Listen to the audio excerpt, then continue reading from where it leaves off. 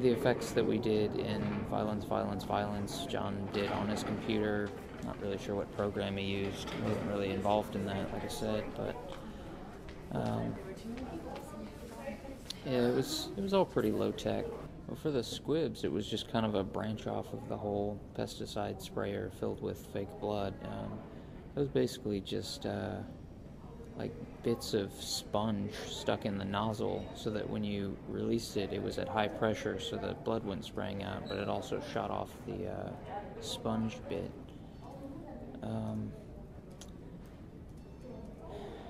Aside from that, I mean, I wasn't there for the prosthetic heart ripping out, so I'm not really sure how they did that. That was probably just a quick camera cut and a bit of sleight of hand, but yeah, outside of that, like I said, it was mostly just blood sprays. Been kind of busy recently, but definitely if someone was making a movie, I'd find a way to get in. I mean, it was always a lot of fun, kind of time-consuming, obviously, but yeah, the only reason I haven't really is because nobody's been making them. John was usually the instigator for that, and obviously a lot of our movies were done for extra credit back in high school, and we don't really have that anymore. But yeah, I'd definitely like to. We've kind of grown up on the whole ridiculous, gory B-movie genre, and it's kind of our thing now, is just to be as ridiculous as possible and maybe throw in some gore, because everybody loves gore. Yeah, that's pretty much all we know. I haven't really branched out any, but it's probably the most fun. And if they're shorter, you get a fresh cast of characters to kill off every time. Well, there's two that I can readily think of, mostly because they were associated with the blood sprays. The first one was in Squirrels, where I got my jugular chomped by it was actually a dog toy in the shape of a squirrel.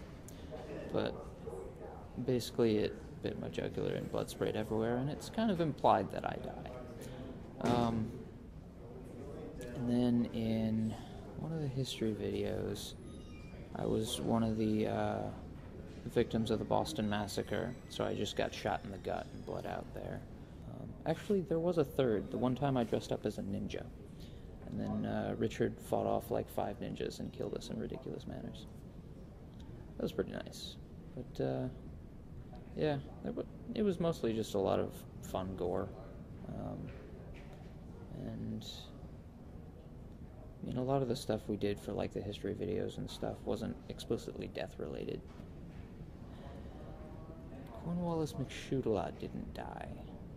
It wasn't a Mexican standoff, but he appeared in a later scene, so he was obviously alright. Just remember them talking about there was one of the ninjas that they had to equip with a beach ball, because they didn't have anything else. It was mostly stuff we scavenged, but like the fake blood we had to buy Karo syrup for. I think we always had like the food coloring that we used for it, so I don't think we had to pay for that. I think we purchased a new pesticide sprayer at the outset, because obviously we weren't real crazy about the idea of using a used one. Most of the stuff we just scavenged here and there. Like I said, a lot of it was just flying by the seat of our pants, so we just grabbed up whatever we thought we could use.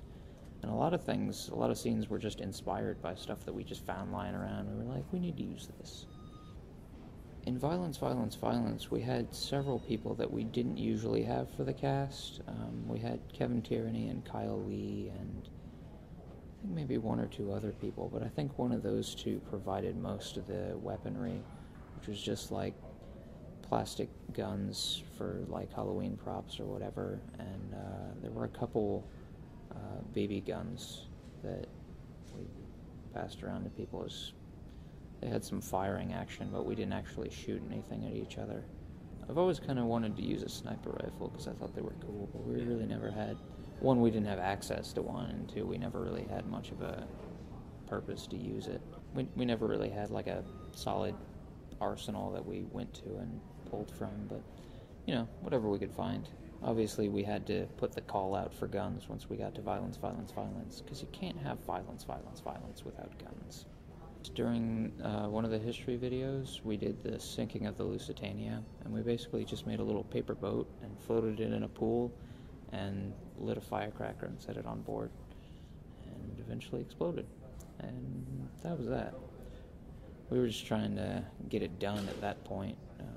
I think we had something a bit more elaborate planned out, but it was a lot quicker, cheaper, and more efficient to do it that way.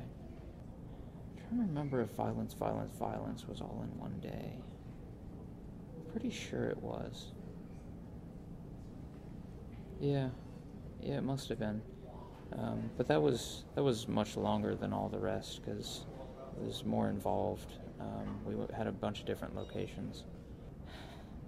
When Snakes on a Plane came out, there was a contest to make a somewhat similar video. It was basically they would give you an animal and a vehicle, and we got aardvarks on an 18-wheeler. I was unfortunately, well, depending on who you talk to, unfortunately not there for that. They got some of it filmed, but it never got finished because there was a bit of an issue filming one of the scenes. They went to like an old abandoned 18-wheeler bed like behind Toys R Us and started filming, and there was fake blood everywhere. So somebody saw it and called the mall cops, and basically they were told to come out, and like somebody ran away and guns were drawn. There was there was some explaining to do, and basically they got away with a warning and they just had to clean up all the fake blood and everything. But after that, nobody was really in the mood to finish it, so that never got submitted. But yeah, fond memories. I say it was unfortunate that I wasn't there because I would have liked to be involved in it, as frightening as it might have been to have been accosted by the cops, but I don't know. I feel like I missed out. Pretty much Violence was the only time we could have gotten in trouble, but nobody was there that day. I guess it was a weekend, so there were no construction workers or anything. And, no, we just dicked around in half-finished houses and whatnot and got away with it. We've certainly had a couple of potentially perilous incidents. There was one time, like when we were in the construction area, they had scaffolding up, and we had a couple people go up there and have a knife fight. So that was dangerous, but, you know, nobody was really ever in any danger, aside from whatever nails or whatever we could have knelt on by accident in the construction area. I mean, the biggest thing is to have fun with it.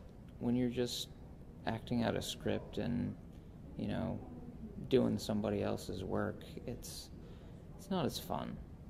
And really the big thing that made it fun for us was that everybody was working together.